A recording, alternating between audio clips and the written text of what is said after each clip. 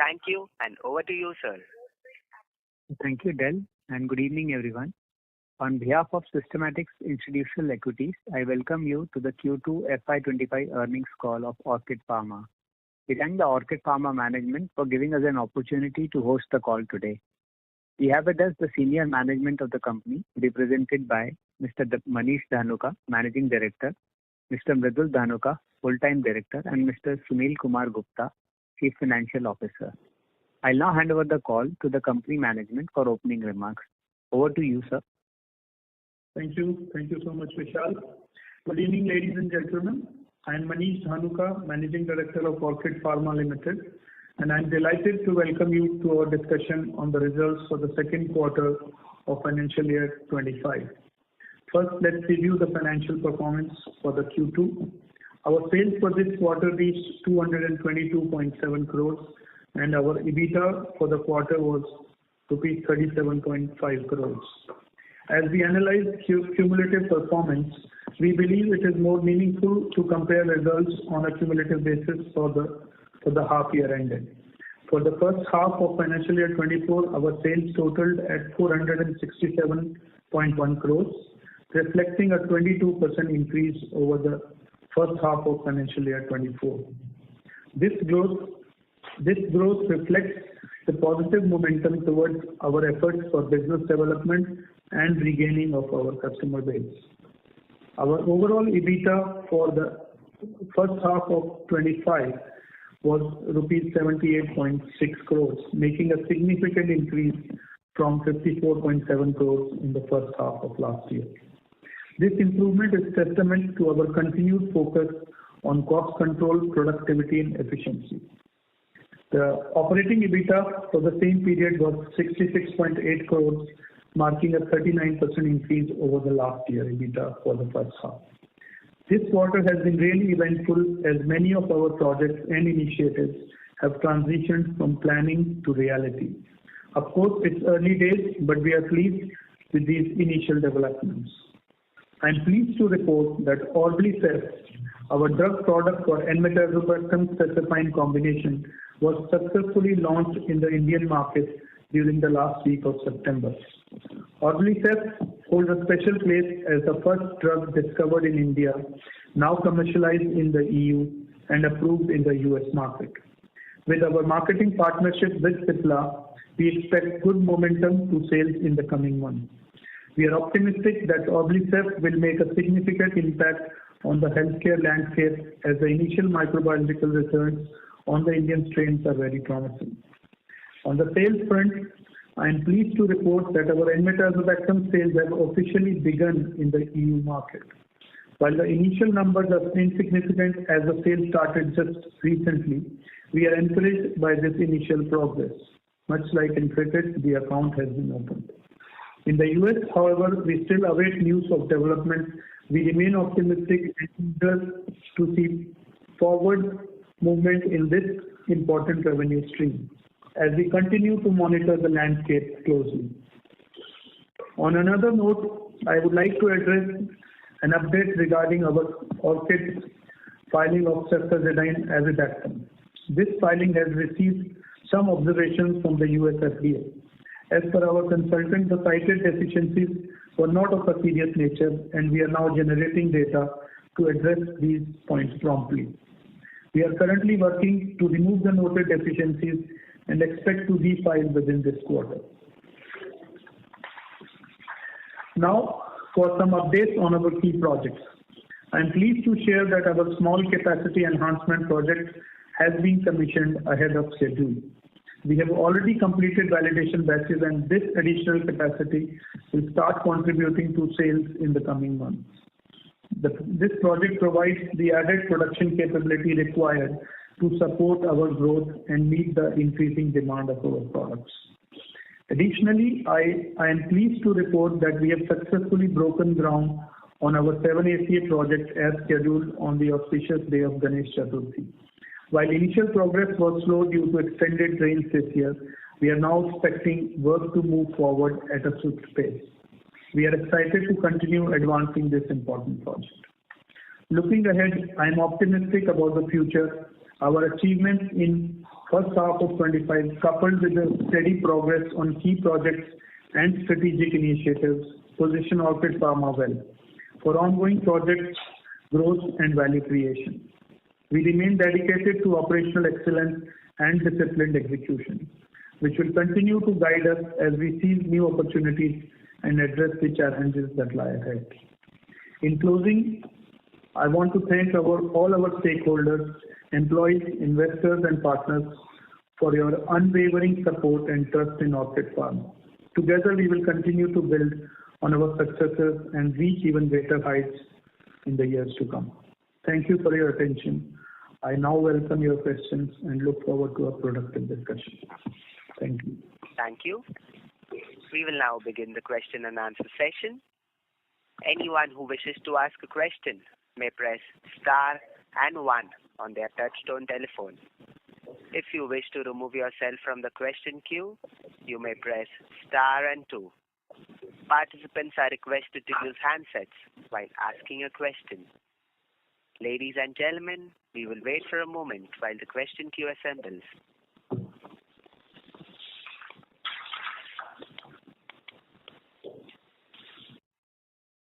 First question is from the line of Vivek Patel from Fincom Family Office. Please go ahead.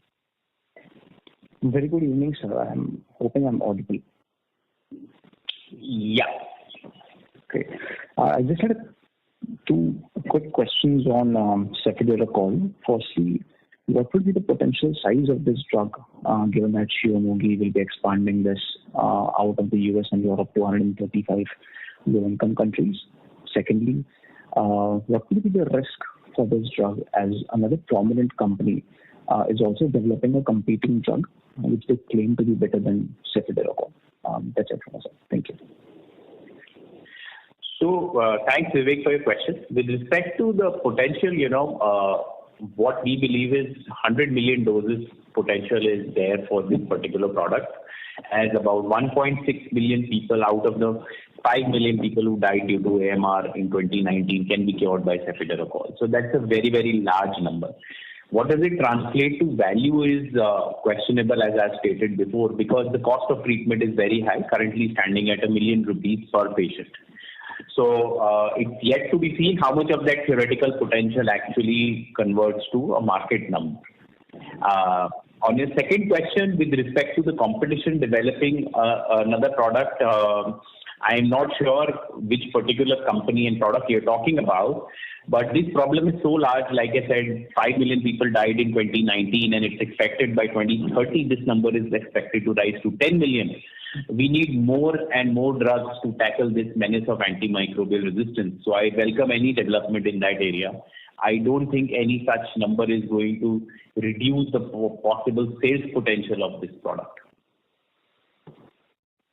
Thanks a lot, sir. Thank you. All the best. Thank you. A reminder to all the participants that you may press star and 1 to ask a question. Participants who wish to ask a question may press star and 1.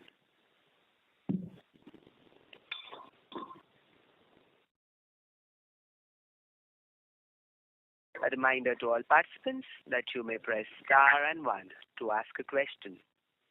The next question is from the line of Ankur Chadha, who is an individual investor. Please go ahead. Hello. Yeah. Hi. So, I have like a question on the future prospects of the pharma beyond what's like already in the public domain. So, we have like 4 or 5 big projects in the next 3 to 4 years. Sorry to interrupt, Mr. Ankur. Could you come a bit close to your handset? Is it better? Yes, sir. Yeah. So, see, we've got like these 3-4 big projects in the next 3-4 years. XBFEP, which is the new chemical entity that, the new drug. Then we have this cefiderocol. And then there's like the other and related developments in the cephalosporin domain and the 7 ACA projects. So that takes care of our growth for next, 3 to 4 years. I just wanted to understand from the management what is the future beyond that. Like what sort of domains we would be working in. And you've mentioned in one of your previous conference calls regarding Orchid will try to become an expert in fermentation-based R&D and drug development. Could you just give an overview of what do you see happens after 3 or 4 years when all these projects have come on stream and we're looking for a future beyond that? Yeah, thanks for your question. We are going ahead with further research, and there are very less companies involved in the space of cephalosporins. And most of the newer molecules that are going off patent are in the injectable space, and Orchid is very well poised in this space to be one of the leaders. So our R&D in that also, our focus on R&D in that space continues, and we will be going ahead with doing the process development for the newer molecules, which go off patent after these few projects that are going on stream at present. At the same time, I feel that by setting up the 7-ACA project, we would have gained a significant insight into the fermentation technology, and that will probably create a launch platform for us to develop further molecules, because not too many companies in India have the capabilities to develop products on fermentation. So I think that will definitely pave way for further development. But as of now, we have got our hands full, and we are focusing on executing the projects in hand while trying to identify the newer opportunities. Okay. Thank you. Thank you for your answer. Thank you. A reminder to all participants that you may press star and 1 to ask a question. The next question is from the line of Vidit Shah from Spark Private Wealth Management. Please go ahead. Hello, good evening, and thanks for taking my questions. Just 2 questions from me. One was around our R&D efforts. So, do we have any more products, not in the near future, but at least with a 5-6 year horizon, such as N-metazobactam, which we are looking to innovate completely out of India? And if so, what sort of fields or what sort of treatments are we looking to get in? Yeah, you see, there are molecules that we have identified. There is a molecule which is going off patent just before and after this cephadrocol in various markets, depending on which market you are looking at. Then there are various opportunities with respect to ceftazidime avibactam, which we recently identified, because we have developed a molecule which is a non-infringing polymorph and non-infringing process. So besides the US, there are opportunities that lie in other regulated markets like Europe, Brazil, etc., where the patent for the patented morph is still existent till the early 2030s. So we are now looking at those opportunities and discussing with customers for launching this particular product with a non-infringing process in markets like Europe and Brazil. So it's not just about the molecule, it's about different markets present opportunities at different times. And we are very hopeful that with our capability, if we can demonstrate properly the cephadrocol project, we will get opportunities to work with a lot of innovators as well to manufacture the products for them. And we are quite hopeful of these opportunities. Okay. Understood. And could you just help us with an update on the N-metazobactam royalties from Europe that we've started to get? What is the quantum of these royalties, and what is the overall market size in Europe per se for N-metazobactam? So the sales just started. The royalties amount is very significant. We are happy that the sales have started. And with respect to the amount, I think we are bound by the confidentiality agreement with Electra. So to not be in a position to discuss. Yes. But how big is Europe as a market over there? So, it's again difficult for an NC because, as I've explained earlier, there is not much experience. India as a country has experts on NC. Our long-term estimate for the lifetime sale for this product is $2 to $3 billion, which has US and Europe and China combined. This is the same estimate which I said 3 years ago. I don't think I have any better information to quantify the market. It will depend on what price the product is launched at, the price elasticity, and the competing products present at that particular point of time. So it's difficult to say what could be the possible market, and especially when Orchid is not responsible for selling the product. Okay. Understood. So thanks so much for taking these questions, and all the best. Thank you. Thank you. The next question is on the line of Nikhil Upadhyay from SIMPL. Please go ahead. Yeah, hi. Good evening. I hope I am audible. Yeah, Nikhil, we can hear you. Yeah, and congratulations on a steady growth which we've been delivering. So great job. 2-3 questions. One is, can you share what would be the mix for first half between regulated and non-regulated markets in terms of revenue? Yeah, sure. The split remains similar, 40-60. Regulated 40%, emerging 60%. Okay. And see, we've been consistently growing at 15-20%.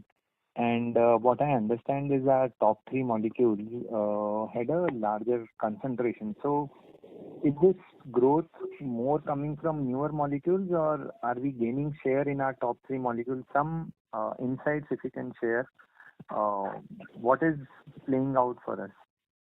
Yeah, actually, Nikhil, because our growth percentage at 20% is like a very large number now on a large base for a cephalosporin product per se. So obviously, if we don't continue to grow over there, we would not be able to demonstrate these numbers. Having said that, we are working on more niche opportunities to try and focus on them to get a higher growth there. So depending on product to product, there are some products which are showing more promise, and their percentage growth is faster probably than the largest 3 molecules. But at the same time, they have not that much an impact on overall. If you look at 1 or 2 products out of those, to say what is the reflection on the number. These 3 products are the largest, and in the near future, I don't think any other product is going to dethrone them of the top 3 positions. These 3 will continue to be the largest product for Orchid in the near foreseeable future as well. Okay. Secondly, on this capacity addition, post this, what would be our net capacity addition with this new capex which we have commissioned? Yeah, in terms of kg, it is difficult to say the number, because the product and the capacity is fungible. For example, if we talk about the sterile products, I have explained, if we make in the same capacity, we can make a product which is $1,000 per kilogram that we can make maybe 1 ton. And if it is $100 a kilogram, it will make 5 tons. But in terms of the growth, we have talked about that for the next couple of years, we don't need a capex to fund that. This capex should be sufficient to supply to that growth. But if we want in another term, if we talk about some base molecule, although will not give you much reflection, it could be a 15% to 20% kind of capacity addition on the oral side. Okay. Now coming to Orblicef. 2 questions. Anything on China? Because we've been waiting for in terms of the trials which had to happen in China and all, but there is no news, anything on on the internet or of what's happening. So any idea where are we stuck, and how is Electra thinking about it? Because it's also an opportunity loss for us if the product does not get launched. Yeah, agree with you. But we've had a couple of discussions with Electra MD. They are as confused as we are. Very difficult to get information from China. I agree. They're discussing with the partners, but no development that we would like to disclose at this time. Okay, and in US, any sense when the commercial launch can happen? Because approval is almost like 9 months. We've got the approval. Any sense if you can share what is happening there and what's taking so much time? So all I can say is that they have shared some confidentiality agreement with their partner who is evaluating the project, and we are keeping our fingers crossed. Don't have any information beyond that. Okay. And when we launched this product in India, I know it's still initial days, but when our MRs are going and talking to the hospitals versus the competitive product, what's the sense we are getting? How are doctors responding to the product versus the existing product which is there? Any feedback you can share? Or yeah, so there's a lot of encouraging response from the doctors when our people explain the product to them. They are willing to give audience to our sales team and our clinical team, and they have been doing trials on some of these strains that are resistant in India. And the feedback that we have got is that the molecule works well against the existing empirical therapy space of antibiotics. And the biggest advantage that we are trying to convince doctors is that it can spare meropenem for the more resistant bacteria and for providing longevity to meropenem against resistance. So these are the two major advantages, and we feel encouraged from just 1 month of sales. I think the molecule should do well.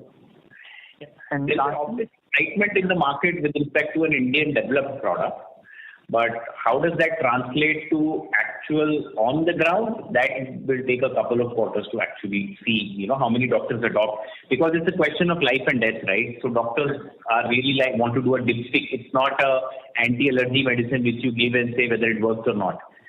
So, building confidence on their patients on a couple of cycles and then prescribing it, would be their method of progress, I would believe.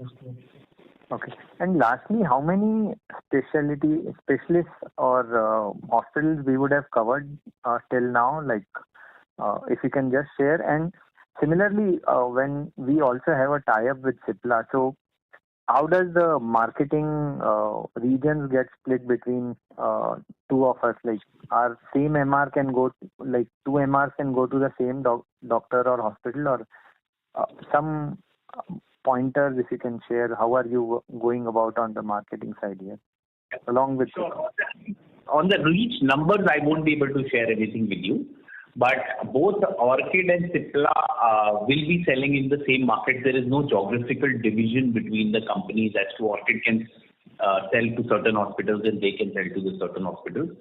Both companies can go and sell. At the end, for Orchid as a company, it does not matter because Orchid's product only is selling in the market. The idea is how do you make sure that this world-class new generation product is available to maximum number of patients, and with that idea only we have partnered with Cipla. So it is in the interest of Orchid, whoever sells in the end, it would be great. Although we would like to have a relevant share from the AMS team on this business, and we believe in tier 1 cities, we should be able to make a good impact. Okay, and is it a royalty charge with Cipla or is it a profit share with Cipla? Any idea you can give? Yeah, it's a combination of both. Oh, okay. Yeah. Okay, sure. Thanks. I'll come back. Thank you. Thank you. A reminder to all the participants that you may press star and 1 to ask a question. The next question is from the line of Narendra from White Oak Capital. Please go ahead. Hello, sir. Can you hear me? Yeah, Narendra. Yes, we can. Sir, can you share any early data on the basis of enmetazobactam used in India, wherever the limited number of patients they have used, in terms of clinical or microbiological cure which has been achieved? Yeah, we've been asked by the SEC to do a phase 4. I don't think we will be able to share data before those studies are complete as such. But I can share the clinical trial data which is globally accepted based on which we have received the phase 4. The product was compared with Piptaz of over 1,000 patients, and our product had an efficacy of 79% compared to 59% of Piptaz. So this 20%. I thought post-marketing. Yeah, so because it just started, we have received the approval from SEC to do the phase 4 on X number of patients. Once we have that data and that is in public domain, only then I'll be able to share some numbers on. Okay. So have you marketed in only limited hospitals or regions, or it is pan-India? It has to be pan-India. Both Orchid and Cipla have partnered for this reason only, to leverage Cipla's distribution network, and also Orchid's new model of Orchid AMS, which is antimicrobial solution. Obviously, Cipla's reach is much larger than Orchid, and we expect the product to be available pan-India. We have already started distribution from Orchid and Cipla both across the country. So, but since it's early days, the sales was only just started in the last week of September. It will take some time. Like I said, doctors will do some trials. They will see the performance of their product on their patients. So it will take some time to find traction. Sir, what will be the overall treatment cost per patient in India with Enmetazobactam? Approximate number.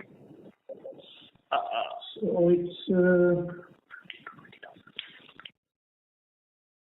let's say for 10-day course, what will be the approximate price per patient? Similar to other molecules, maybe 10-15% higher than other standard products that are used for similar kind of therapies. Okay, thanks. Thank you.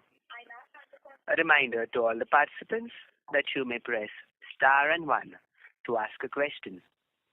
The next question is from the line of Ishita Jain from Ashika Group. Please go ahead. Hi, am I audible?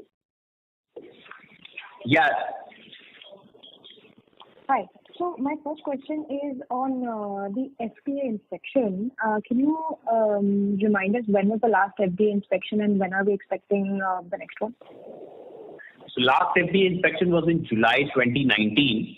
We are expecting them any time, and we are ready for them to come, although we don't have any information from them as yet. When are they going to come? Okay, got it. My second question is on the 7-ACA timeline for the PLI. Could you throw some light on how does the payout schedule work for the PLI in case of, the fact that we have gotten a bit delayed. So just could get some color on that. Yeah, sure. So on paper, nothing has changed. Whatever was the original approval, it stays like that. In face-to-face conversations with government officials, they have assured us that don't worry, it is all there. They have given examples of Aurobindo, who has delayed it even beyond the timeline of the written policy. But what we have understood is nobody has received any formal letter from the government that this policy is extended, and this is the now new payout period. So there are only verbal assurances to everyone at this point of time. Got it. I thought Aurobindo's Pengi plant was fully operational. Yeah, they have announced the operation, but it is after the timeline as written in the original policy. So I don't have a copy of their letter. It is only my estimate that the timeline would have expired from their original letter. But you would probably know better from their conference calls. Right. Got it. And just to know how much we have spent from our books on the ACA plant? Sorry? What is our spend on the ACA plant? Till now, you mean? Yeah. Yeah. Mr. Sunil Gupta, can you please answer this question? The exact spend till now in the OBPL subsidiary? It is around 35 crores. And how much are we planning on spending until fully operational? About 700 crores. Got it. And if you could just reiterate the timeline on this? Yeah, so nothing has changed since last time. In August, we had talked about the commissioning of April 26. So it's early to say. The construction is fully going to begin now. So right now, we don't see any major change. We will only know after a couple of quarters how things are actually progressing and if we encounter some new hurdles. Got it. And this last question, so for sorry to keep harping on enmetazobactam, but in the US, Allecra has partnered already on the marketing. So I am as aware as probably you are. Whatever is in public domain, only that they share. I talked about in an earlier call that Allecra is a German company, right? They are very, you can say, straight-jacketed about what is written in the agreement. Only that information we get. So probably if you are on the internet, you may find out earlier than I do that they have done the deal. Got it. Okay. All right. Just was trying to figure out, since approval has come, there's no collaboration has been announced for the marketing partner in the US. Okay. Thank you so much. I'll get back in the queue. Thanks. Thank you. A reminder to all the participants that you may press star and 1 to ask a question. The next question is from the line of Sanjay Kumar from iThought Financial Consulting. Please go ahead. Hi, sir. Thanks for the opportunity. On enmetazobactam, now that we've launched it, do we have a revised estimate of number of patients in India? Or the other way to look at it is you take hospitals with 500 plus beds and let's say 500 hospitals. So any revised estimate for the enmetazobactam market size in India?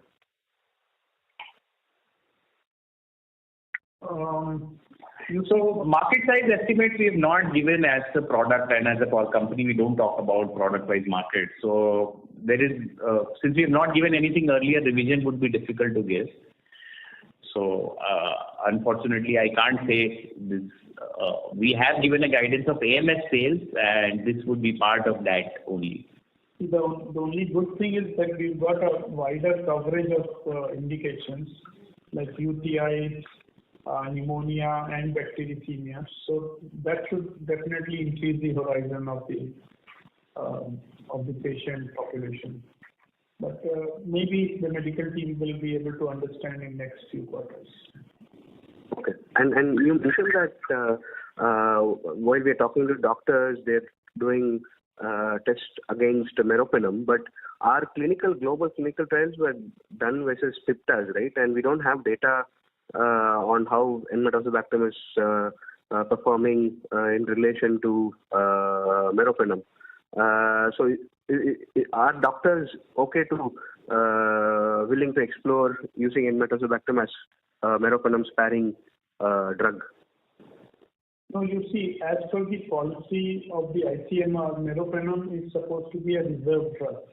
So when a patient enters a hospital, the doctors are not supposed to inject meropenem to the patients. They are supposed to reserve it because it is definitely supposed to be a superior drug and it is supposed to be reserved for a more aggressive form of infections.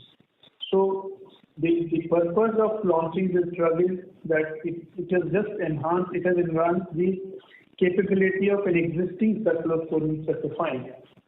So it does not actually provide any increase to the resistance pattern. And it should be used before meropenem. So the idea is that it is meropenem sparing. So that meropenem's life gets increased and the development of resistance against meropenem gets delayed. So what the doctors are doing is they are testing the drug against the strains which they find to be difficult to cure with the existing first generation of antibiotics. And that's where we have found from the clinicians that the results are encouraged.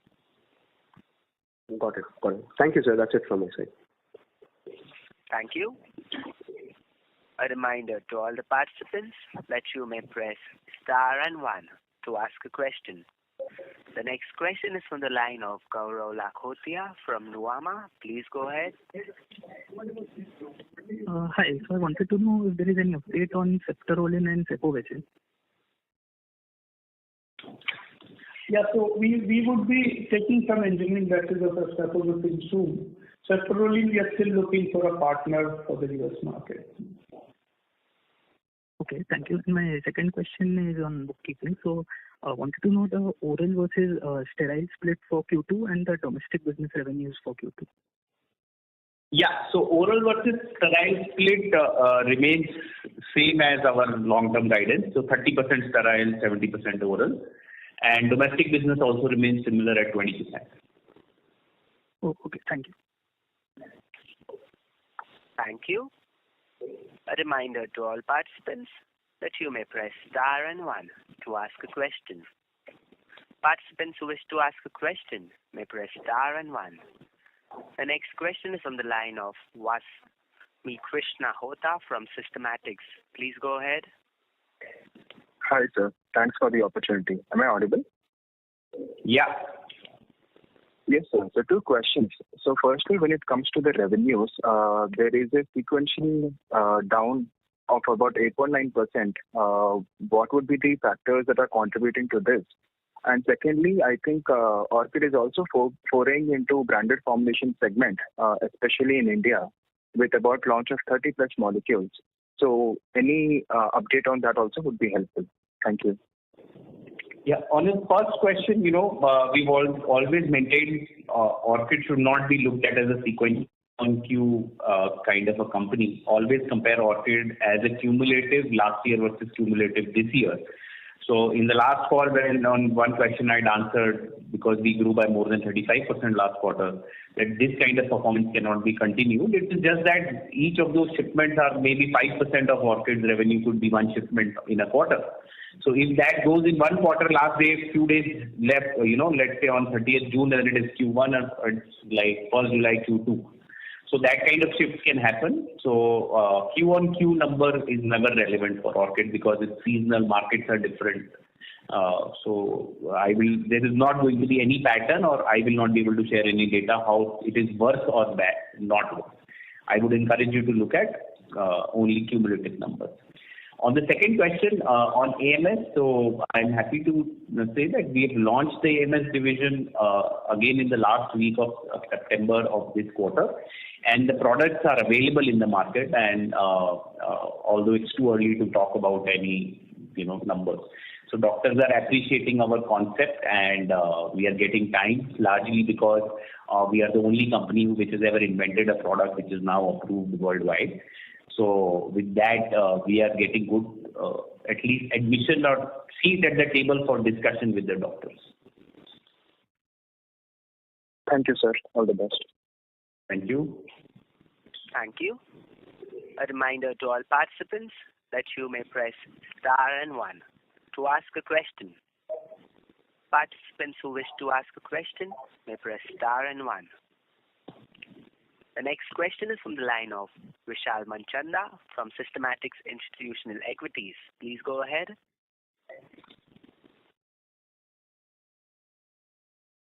Yeah, hi. Thanks for the opportunity. Sir, on the new oral block, could you guide how long can you take to ramp it up to full utilization? So the block is fully up and ready for the production. But it will depend on how we are able to generate sales. So there's nothing to do with respect to the manufacturing part. It's, we will keep on increasing production as we can generate sales. Right. So you won't have visibility in terms of a kind of orders from clients. So it will develop over time and then you would ramp it up. Yeah, you see it takes some time to become an approved vendor in pharmaceutical industry when you go to meet a customer. And that process has been going on for some time, which has resulted in growth over the last 3-4 years. But we have to continue with that initiative. And difficult to say, customer to customer, how long it takes. Right. So if you produce too much, there is selling pressure which, brings the pressure on the pricing and profitability. And we have always maintained Orchid is never the company to, do that first. So we would only like to sell in the market what is the demand rather than flooding the market with material and resulting in a price drop. Right. The B2C company can't generate demand, right? You just have to follow the demand. Got it. So the second one on enmetazobactam, would you know the price in Europe? What's the per patient price there? That's a good question. We would like to find out. Don't have that information yet, but we'd like to find out. Maybe next time. Got it. And just one more on, would you have a number on how much is Dhanuka doing currently? Yeah, Dhanuka, Mr. Gupta, can you give the sales number? Sales numbers? Yeah. In the first 6 months, our sale was 275 crore. Okay. And it's broadly flat on a YOY basis? I think on a 6 monthly basis, there is a growth, but last year I think we did 550 crores. So if you see on annual basis, we are expecting maybe 5% growth, not significant. Yeah. And margin should be, EBITDA margin should be double digit here? Single digit. It's still single digit. Yeah. Okay. Got it, sir. That's all from my side. Thank you very much. Thank you. A reminder to all participants that you may press star and 1 to ask a question.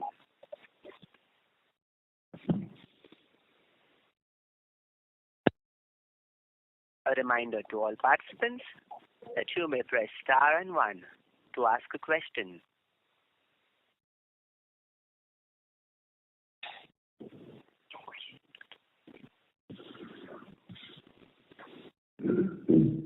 As there are no further questions from the participants, I now hand the conference over to the management for closing comments. Thank you, Systematics. We would like to thank each and every one of you for your participation. Your questions always provide a different perspective to the management, and it's an opportunity for us to learn. We look forward to our continued engagements in the future as well. Thank you. Thank you. On behalf of Systematics Institutional Equities, that concludes this conference. Thank you for joining us, and you may now disconnect your lines.